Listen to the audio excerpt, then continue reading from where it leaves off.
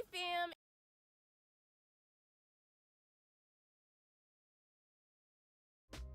Asha and I am back with another video, and today is Documentary Sunday, and I'm going to be watching the documentary about the Moors murders that were carried out by Ian Bradley and Myra Hindley between July 1963 and October 1965, and this happened in and around Manchester, England. I did read a lot about this case.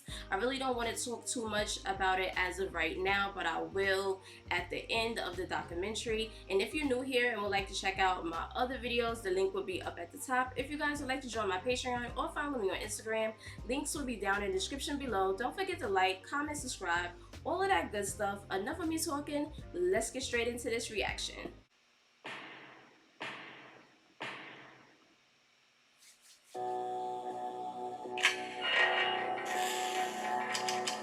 50 years ago, Ian Brady and Myra Hindley killed for the first time.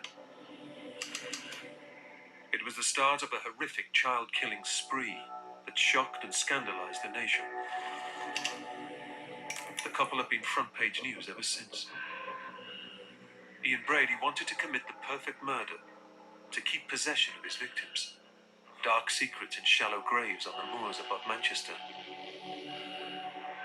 For the first time on television, we hear Myra Hindley's version of events, recorded from a prison cell. The living room door was open, and all I could see was blood everywhere. We reveal the photographic system that Brady and Hindley used to celebrate the killings and to mark the graves of their victims. Their eyes look so cold, like they don't even have life in them, no emotion at all. It's very scary. Could these photographs suggest a new, secret burial site? And hold the key to finding the grave of 12-year-old Keith Bennett, still missing after half a century?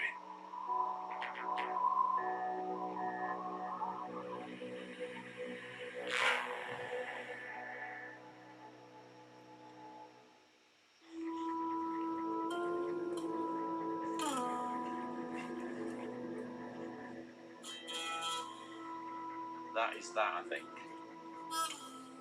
The Moors murders were classified by the police as a cold case 4 years ago.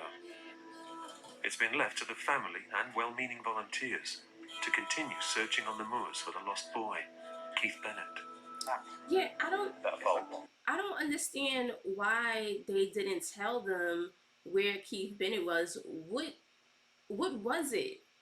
Why did they not help the family find him? I don't understand. If they helped find the other children, why not him? What was it? That fault's there, isn't it? Yeah. Photographs have always been central to the Moors murders. After Brady and Hindley were arrested in 1965, the police discovered what at first seemed to be an ordinary family album. But scattered among the innocuous snaps of relatives, birthdays and holidays were other images that aroused the curiosity of detectives. They had this album of photographs, and they said to me, "Will you just identify these pictures or tell us if you've seen them before?" And I looked, and it was a morning scene. I couldn't say I hadn't because I was standing on rock, and I said, "Yes." You're not sure, are you? No, it's bang on. Put forward. That's explosive, damn it. The photographs were, for Brady and Hindley, acts of celebration, a way of extending the moment, keeping it alive. Wow. I think that's very typical of people who want to not only be aware of what they've done, but to be reminded of what they've done as a I've noticed re-stimulation even of some of the arousal and enjoyment you got from the things you've carried out. Those kind of memories would be delightful. I noticed that when it comes to serial killers, they like to keep memories, souvenirs from the crimes that they committed. It's the most sickening thing ever. The police used this knowledge in their search for bodies. Several of the photographs showed the killers stood on or near the graves of their victims. Tombstones of their own making, in the words of the prosecution at their trial.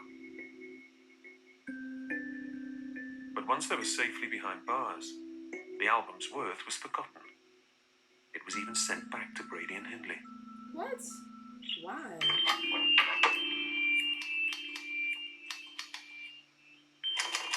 In 1998, Myra Hindley was campaigning to get out of prison.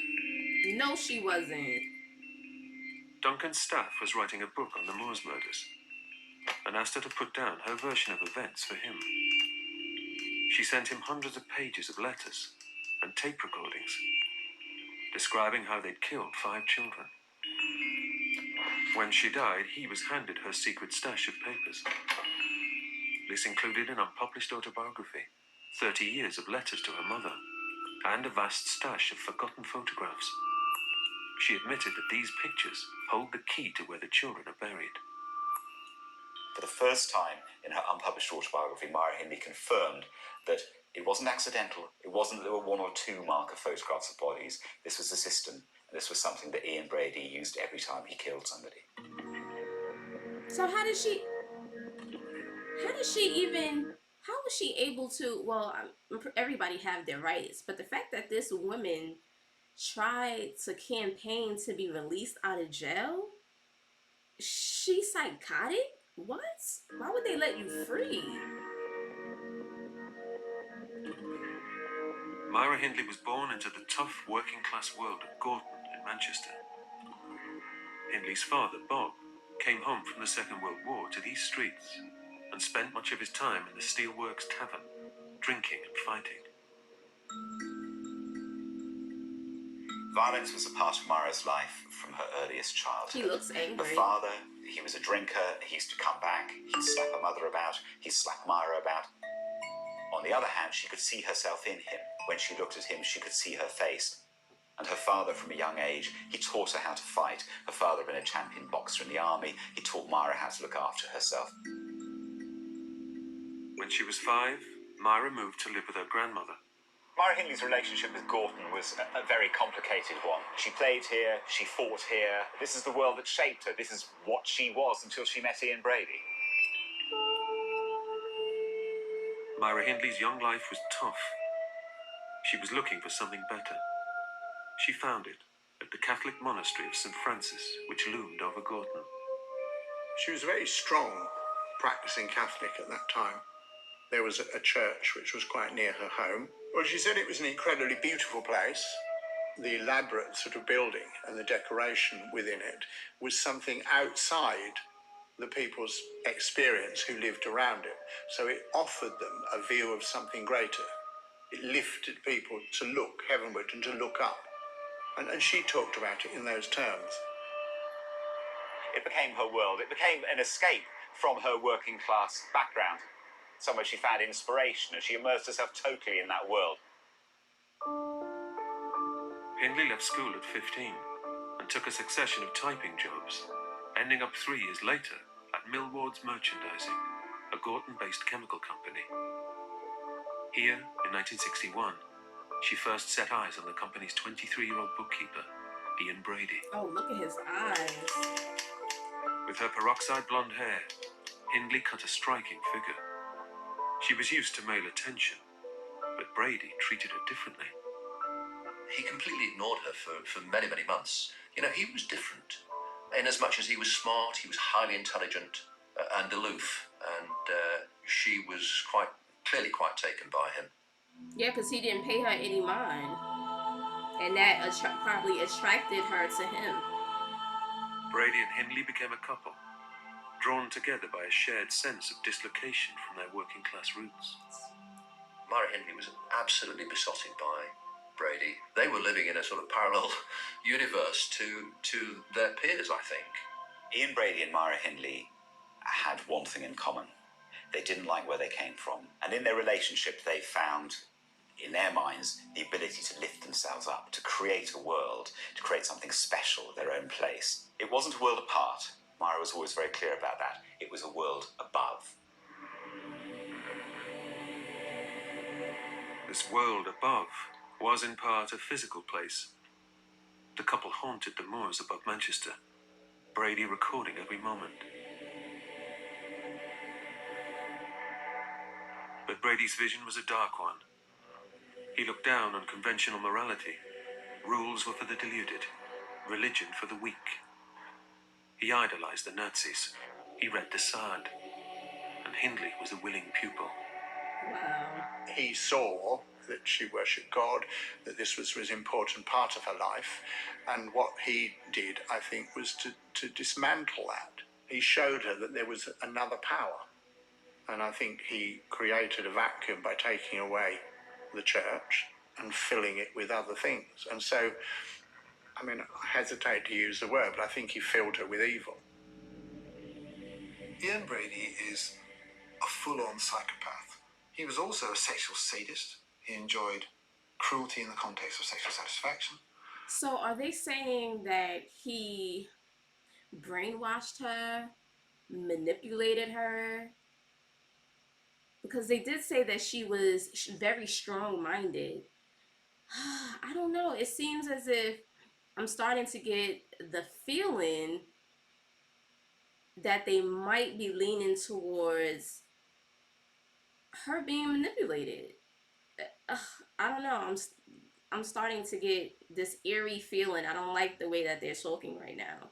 He's a control animal in the sense that he has to control the environment about him, thus his ability to get Myra Hindley to do certain things. He has all the characteristics of someone who's manipulative, who's pathologically charming, who is violent towards other people without thinking twice about it, and who's cold and remorseless. This is where it had all been leading. Brady told Hindley he wanted to abduct a child, to rape, kill, and bury it on the moor. And she agreed. The victim would never be found. For Brady, it would be the perfect murder. And Hindley was essential to his plan. Her role throughout these appalling crimes was to procure the victims. He knew and she knew that if Brady had gone along to try and snatch these kids off the streets, it simply wouldn't have happened. So she was an absolutely crucial part of the whole process. There's no doubt about that, and she knew it. Because she's a woman? Brady made meticulous plans. And then he and Hindley started cruising the streets around Gorton, searching for a victim. Wow. On the 12th of July, 1963, they found one.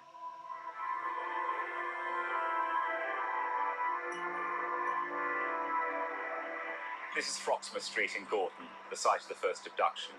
The way Myra Hindley described it in her letters to me was that she came round that corner there in her van, and she saw a girl walking along the pavement ahead of her. Ian Brady, who was following on his motorbike, flashed his headlight, so Myra pulled the van in, wound down the window, and immediately recognised the girl as Pauline Reed, someone she'd known since childhood. She said to Pauline that she'd lost a glove on Saddleworth Moor and asked her would she mind coming to look for it. This is the story that Myra gave. Pauline, she says, agreed, got into the van with her, and they drove off with Ian Brady following on his motorbike. Wow. And that's how it all started.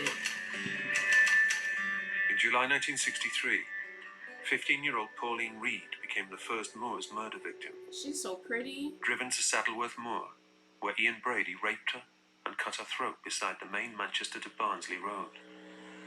What? Myra Hindley, in her letters to me, gave a very vivid description of how she could hear Pauline bleeding to death, and that afterwards she helped to bury her. And she was very clear in the letters. She said that at this point she realised that she'd reached the point of no return. She has entered the world of Ian Brady, and there's no way back. She's separated forever from everything that she had and was before she met him. She could have returned. She could have turned him in. And buried in a shallow grave on Saddleworth Moor. 4 months later, Brady and Hindley struck again.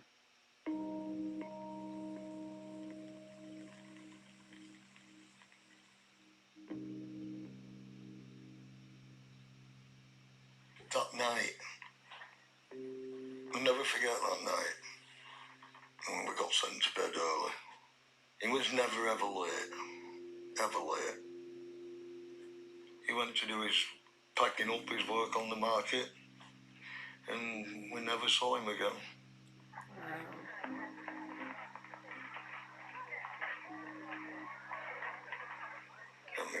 looking all over the place. Everybody on the street were looking, neighbours, family were looking.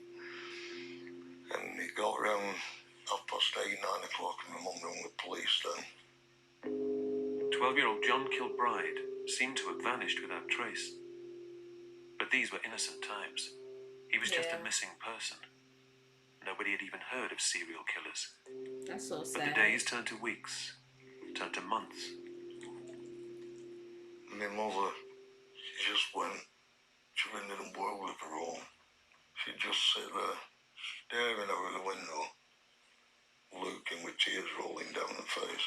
It was gloom, no joy left. See his But while John tattoos, was missing, hate and love. there was still hope. The Kilbrides prayed for his return. At the beginning when John was missing, well, I hadn't any hope really, although with nothing being found. I bought clothes as the months went by, bigger sizes, you know, to fit him in case he came back. But the real fear I had was that I wouldn't see him again. Well, I have a photograph. It's so sad because back then the kids were just out there playing without a worry in the world, and you know, no one knows that there's a such thing as serial killer, that there's sick people out there preying on children. It's just so sad to see and to listen to. Souvenir of when we used to all sit round the table having a meal. Aww. And that's the chair which is empty there, which was John's chair. And we're all there, my mum and my dad and our Danny and Patrick, myself there, Sheila and Marie and young Christopher, stood at the side of John's chair. It was always empty, the chair. It was waiting for him the to day come John home. came home, you know. But he never did. He never came home after that. And everybody looks sad in the photo. The Kilbrides couldn't know it, but 12-year-old John had become the second Moors murder victim.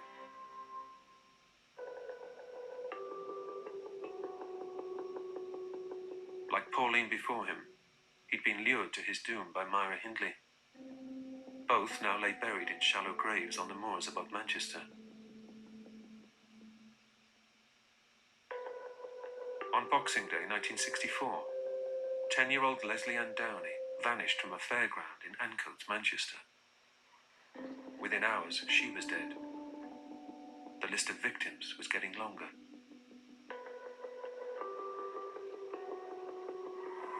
After the Leslie Ann Downey murder, I didn't think in terms of redemption, but if I did, I would have said, I knew I was beyond redemption, that I would never, ever be anything other than what I've become, totally corrupt, evil.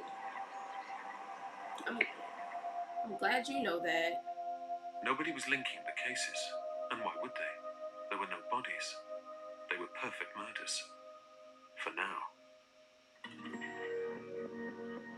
Wicked and evil. For Brady and Hindley, things started to go wrong once they moved to the newly built East Manchester suburb of Hattersley. Hattersley, a Manchester overspill area, is the epitome of respectable working-class suburbia. Rows of new brick boxes, the odd skyscraper block of flats, and rents of £3 a week.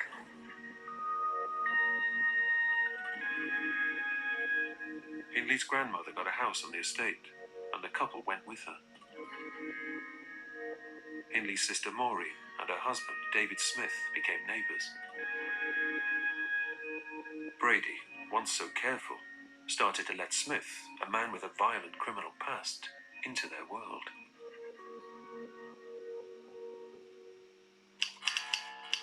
When the typewriter on which Myra Hindley had been writing to Duncan Staff broke, she committed her words to tape. This remarkable recording gives her account of the murder of Edward Evans in the autumn of 1965. It was the night of October the 6th, and I just had this awful feeling of dread. We drove into Manchester Central Station, and he told me he wouldn't be long, unfortunately, or unfortunately. He appeared with this news. Turned out he was 17, and he introduced him as Eddie, and I said virtually nothing going back. Ian had taken Daddy's into the front room, and I opened a bottle of wine, and he said to me quietly, go and get Dave. Brady and Hindley were involving a third person in their murderous world. Myra's brother-in-law, David Smith.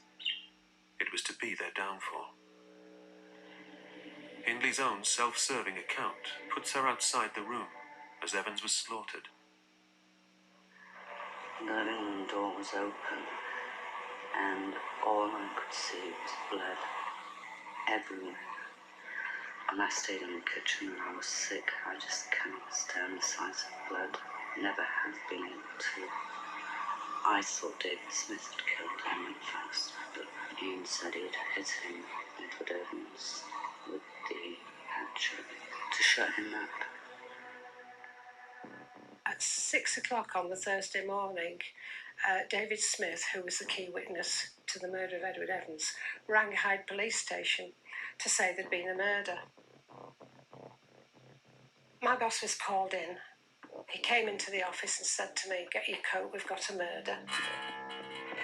And then from there it all unfolded and all heck was let loose. I'm glad he has some sense. Smith had gone to the police. Ian Brady was arrested. To the authorities, this was an isolated, if bloody, incident. They were yet to discover the gruesome reality of the situation. Myra Hindley remained at liberty. And this is something that she could have did long ago if she didn't want any parts of what was going on, what Ian Bradley wanted to do. She could have turned him in. Visited Hyde Police Station daily to ask about Brady. I went out for lunch one day, and as we walked down the street, I saw Myra Hindley with her mother leaning against the co-op wall in Hyde. Myra then was wearing a bright red coat, suicide blonde hair and dark eye makeup. Hindley was eating a cream bun, looking quite unperturbed about anything. To me, it isn't a natural reaction to circumstances so serious. 4 days later, Myra Hindley was arrested. The police took apart the house at Hattersley. An officer in the search at 16 Waldbrook Avenue found in the spine of a Bible a ticket for a left luggage. Even hardened officers were upset by the contents of the find. It blew up into what eventually became the Moors murders. In a locker in Manchester Central Station, the police had found pictures and a tape recording documenting the abduction and abuse of a young girl. There were names and plans which suggested not just one murder, but an orgy of slaughter. There was clear evidence of Myra Hindley's involvement. They started questioning me, and I always remembered Ian telling me that if ever anything like this happened, to not answer any questions at all, to say nothing. I evaded everything. While the police struggled to get anything out of the couple, a search of the moors above Manchester began. Aware of a huge story unfolding, all of Fleet Street was there. I was, 17, 18, no more than that. And everybody in the area was fascinated, intrigued, and horrified by what transpired, really. Yeah, because they never Doug seen it Pickford before. was a trainee reporter with a local paper. This was his first murder.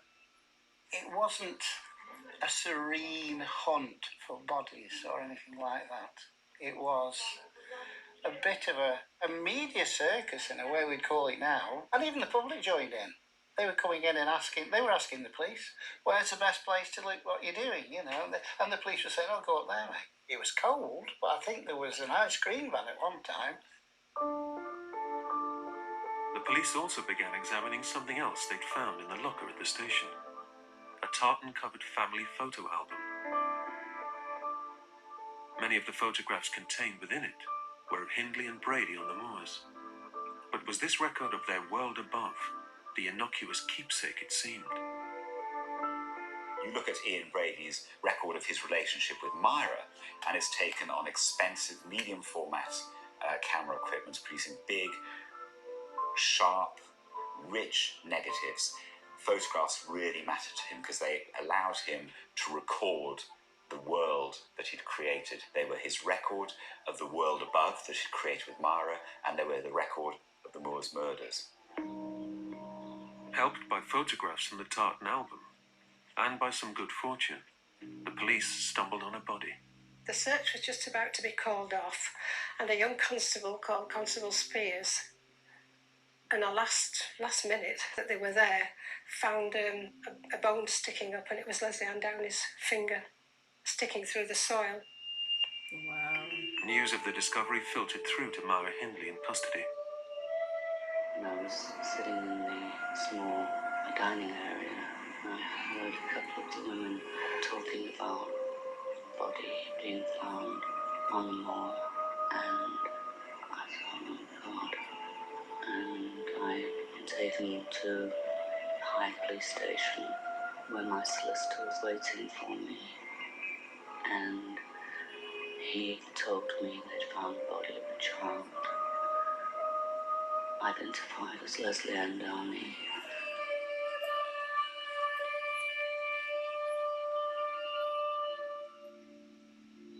Leslie Ann Downey was the first victim to be recovered from Saddleworth Moor in October 1965.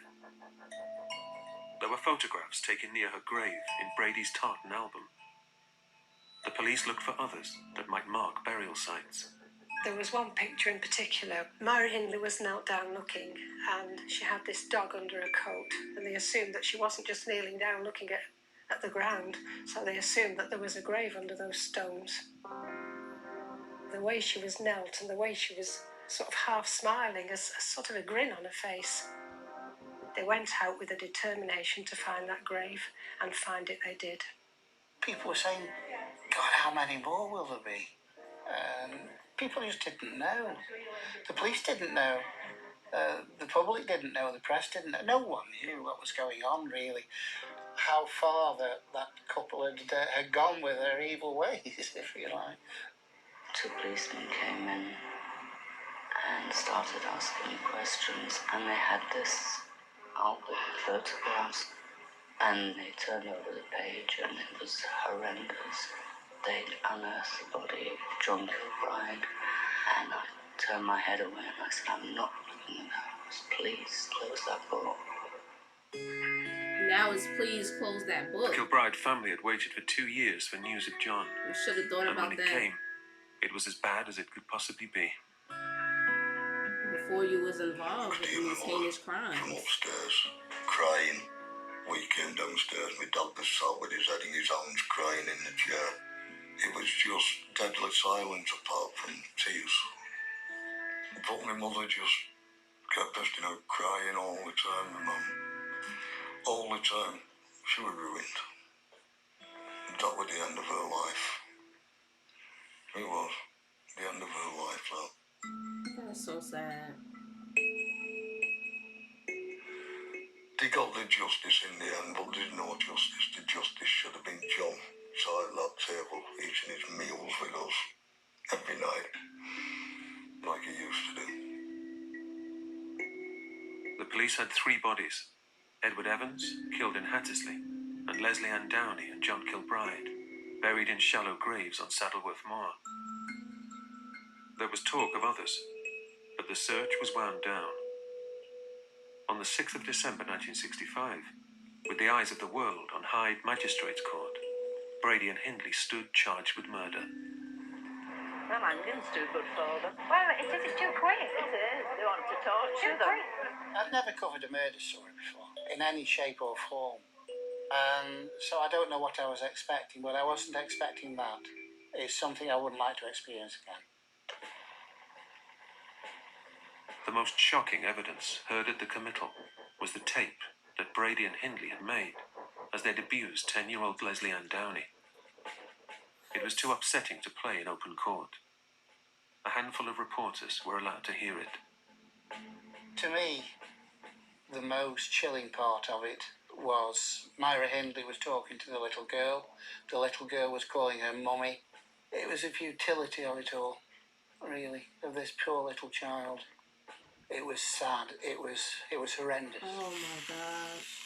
2 Christmases ago, I was in a store locally, and Little Drummer Boy was played over the...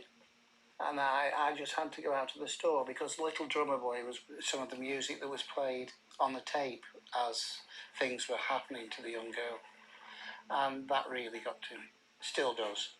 And it got to a lot of other people as well. Brady and Hindley was sentenced to life in prison. The criminal justice system had done its job. It had caught, tried, convicted and imprisoned 2 serial killers. But with at least one child still missing, 15-year-old Pauline Reed, Ian Brady had what he craved: possession of the body. Look at his eyes. But the longer so they were apart evil. in prison, the harder it was to maintain their exclusive world. And Hindley realized that she would never get parole without breaking from Brady. She began to drift back to the church and to rebuild her family ties. I think Myra left Brady behind gradually. I think it was a gradual process. I think that she met in prison a different sort of person. She met priests, she met other ministers, she met people who looked at the world differently to the way Brady had. And I think it was a way of a slow process of drawing her back out of that darkness, back into the light. In 1985, just when parole started to seem a real possibility, Brady shouldered his way back into her life. He went to the papers. There was a chance of her getting out of prison, and Ian Brady thought, I'm not having that. So what he did was he revealed the fact that there were another 2 children buried on Saddleworth Moor. So again, it was him in control. The Moors murders investigation was reopened. Jeff Knopfer of the Manchester Police visited Hindley in prison. She agreed to help. I guess if I'm my most cynical, I think it was a clear process she engaged in with a view to her ultimate release. Keeping her mouth shut for 20 years had got her absolutely nowhere. The search began for 15-year-old Pauline Reed and a 12-year-old boy from the Manchester inner-city suburb of Longside. Keith Bennett had been missing since June 1964, more than 20 years. Hindley's letter to Duncan's staff describes Keith's abduction. But as with the other deaths, she distances herself from the act of killing. She was very careful to cast Ian Brady as the mastermind behind the killings, a person who had manipulated her into the killings. With Keith Bennett, she was sitting on a bank. She wasn't there while he was strangled. She was able to say that she was in a room getting food for the dogs when Edward Evans was beaten to death. She always put herself at a remove from the actual killings, and what that did was cast Ian Brady as a person who actually carried them out, and cast herself as a reluctant participant, somebody who had been bullied into taking part in the killings.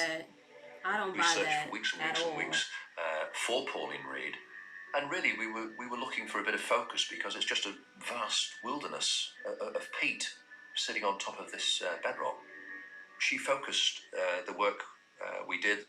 She said that she was prepared to point out areas of Saddleworth Moor that were of interest to Ian Brady, and this was really code, I suppose, for saying she was prepared to point out the grave sites to us. In July 1987, 2 years after the investigation had been reopened, the police team found Pauline. As had been the case with John Kilbride, Pauline's grave had been celebrated in a photograph in the Tartan album. Finding any disappeared homicide victim in such circumstances is absolutely euphoric. But of course, this is also tinged with the fact that, you know, this is somebody's loved one. Keith Bennett's body was harder to find. He'd apparently been walked onto Saddleworth Moor and up to Shiny Brook, where he'd been murdered. Hindley really said that she was just out of sight when this took place, but she was quite clear that these events had taken place in a peat gully. We searched every single gully, every single peat gully. And didn't find anything. On Shiny Brook, and more besides, going right round the headland into another valley. And we reached a point where there was simply nowhere else to search. This isn't a wild goose chase. It isn't just a speculative search of a peat bog. It was absolutely information and intelligence led.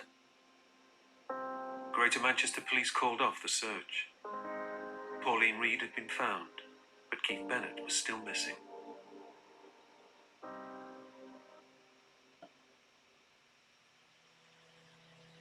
The search of Shiny Brook continues, but piecemeal, in the hands of the family and well-meaning volunteers. But if Keith really is here, was the best chance of finding him missed decades ago?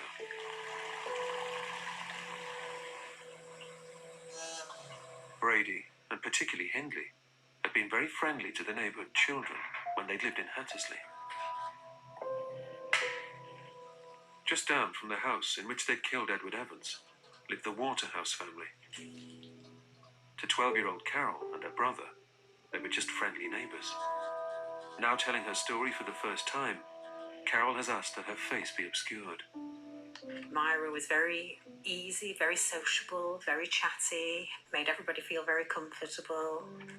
Talked to my mother a lot. Very bubbly. A modern young woman, I suppose, of her time.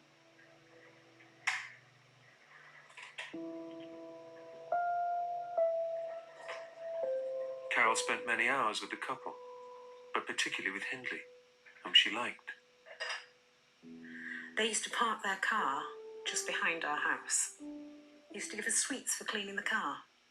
And we quite liked it. They treated us very nicely, I suppose. Lots of adults completely ignore children, whereas they actually seemed as if they had time for us. And so that was quite nice, really. Myra was very, very friendly, whereas I think he tended to keep in the background a little bit. Myra was the one that did all the relationships. And that's what children liked. Friendly people. And they weren't just chatting over the fence. In Hindley's car, they roamed further afield. I know they asked if we'd like to do something with them one day, and we went upon the moors with them. It was a very positive thing, and we were excited about it. I was being taken out for the day, somewhere different, somewhere I'd never been before. Carol and her brother made the same journey to Saddleworth Moor that had been taken by the couple's victims.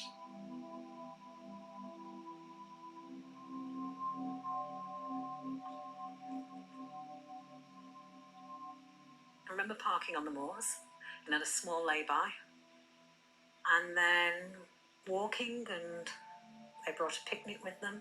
It was a nice day. 2 poor copies of shots showing Hindley at Shiny Brook are all that remain of the many photographs Brady took that day. His camera was always there, so he enjoyed taking photographs, obviously. I can remember some posing. I can remember walking down the riverbed, and we stood at different heights. As the river dropped, we had our photographs taken. These photographs became extremely important to Ian Brady. In 1971, he managed to get them sent to him in prison, where he viewed them on a hand-sized projector in his cell. The picnic he seemed so desperate to relive had taken place at Shiny Brook, where, according to Brady and Hindley, Keith Bennett is buried. So the question arises, were those photographs taken to mark where the body of Keith Bennett was buried? And did Ian Brady ask for those pictures so he could relive that killing and enjoy it from his prison cell. From what people have suggested, my photograph was taken on a grave. And whether that's Keith Bennett's or something else, I don't know. I was shocked to find that out. Wow. I feel, obviously, they used me in some way. I can only imagine But how do some she of the felt when photos she in found Brady's out. tartan album suggest the existence of a second burial site? Could Keith Bennett's body lie here?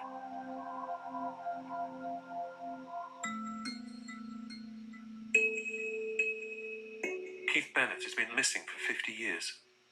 His family have never given up hope that he might one day be found. For the past 2 decades, the volunteer search has been led by Professor John Hunter, one of the country's top forensic archaeologists. It's one of those strange cases which is a no-body case. The offender is known, but the body has not been found. And as a result of that, unless police get new evidence, there's no way that they're going to put more resources into finding him. In 2004, Doug Pickford, by now editor of the Leak Post and Times, spotted that some of the photographs in Brady's tartan album that everybody had assumed were of Saddleworth Moor were actually Ramshaw rocks in Staffordshire. It was immediately obvious that there was a place called the Roaches, and it wasn't Saddleworth Moor. I don't know why they took the photographs. Perhaps we'll never know why they took the photographs around here. We know they certainly came here. That's without doubt, and we know that they came on more than one occasion. Perhaps there was something more sinister there. So, as a newspaper editor, I started to ask the questions, really. What's going on? They took the picture Some for of these some reason. photographs taken at Ramshaw are very similar to known grave markers. Could Ian Brady have had a second, secret burial site?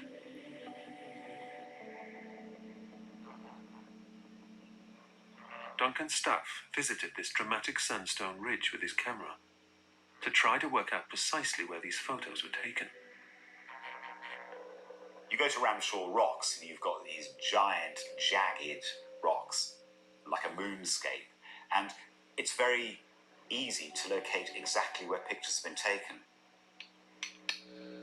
If you then have the right camera, one with the same angle of view as Ian Brady would have used, you can line up exactly where Myra Hindley stood to take the pictures and where Ian Brady posed.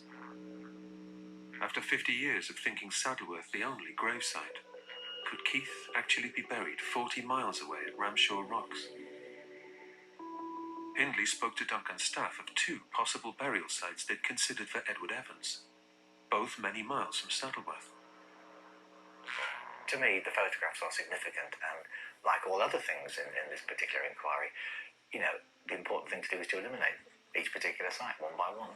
So where there's a photograph of Hindley or himself or whatever by a particular rock, then obviously that's a little red light goes off thinking, well, maybe this is a burial site. He liked taking photographs. He liked taking photographs of particular sites, which he sees as marker sites. And here are a series of photographs, so goodness me, they ought to be looked at.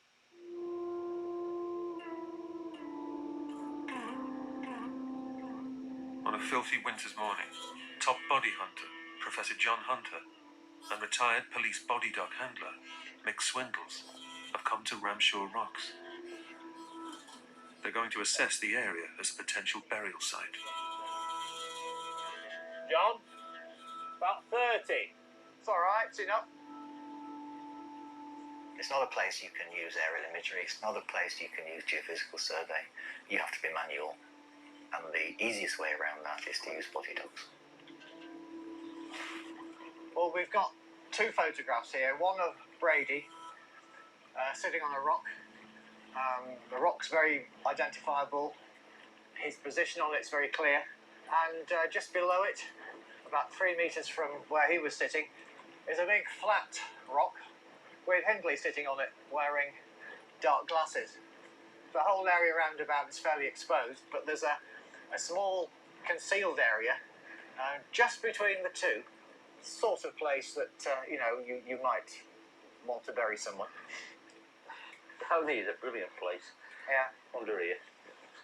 It's almost like a ready-made grave. Very little effort needed to put somebody in there. Why are there 2 photographs here? One there one there. Having identified an interesting area, Mick Swindles gauges the depth of the topsoil.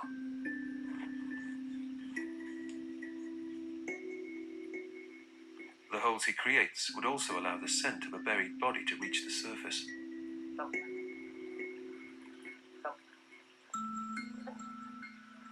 Even 50 years on, it would be possible for the body dog to detect the smell of human remains. Wow.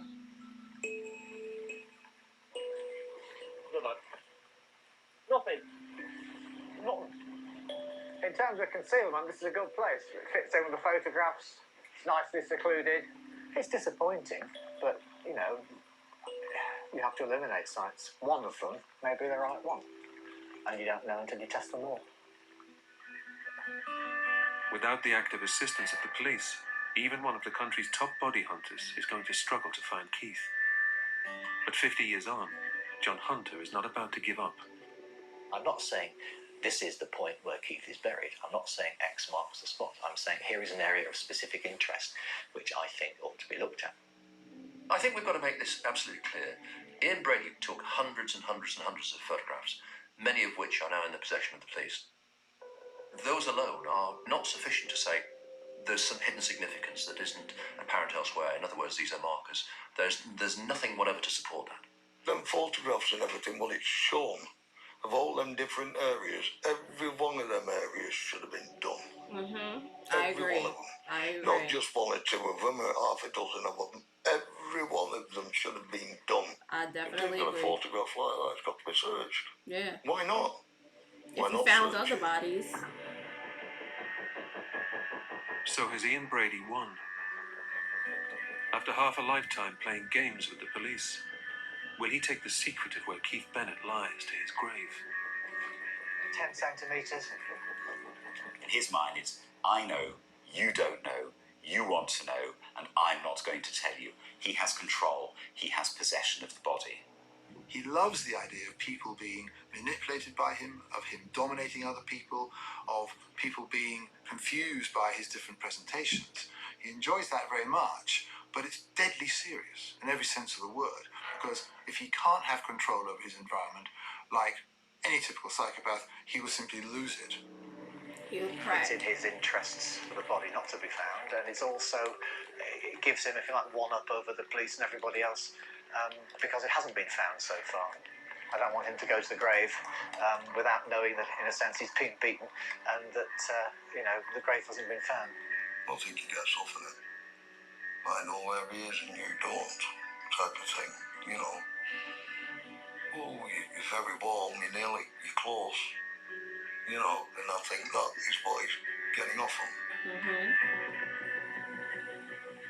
This was so sad, and my heart goes out to the victims, especially Keith Bennett's family, because the mother's dying wish was to locate her son, to find him, to give him a proper burial, and now she passed away. She didn't get closure, and I'm wondering if Myra had anything to do with Keith Bennett's murder, because if she did, why wouldn't she tell the police where Keith Bennett was located? And what really pissed me off, I read that Ian Brady dying wish was to have all of the evidence, the photos, the videotapes, anything that they had stored away, locked up, and never brought up again. And he literally, a judge signed off on his wish. How was that even possible? And from my understanding, I know that Myra died, I believe she died of pneumonia, and Ian eventually died of lung cancer or something like that. But before he died of lung cancer, he was going on like a hunger strike and stuff like that. He wanted to die, but he wanted to die, but he didn't want to kill himself. He wanted to die, but he didn't want to kill himself.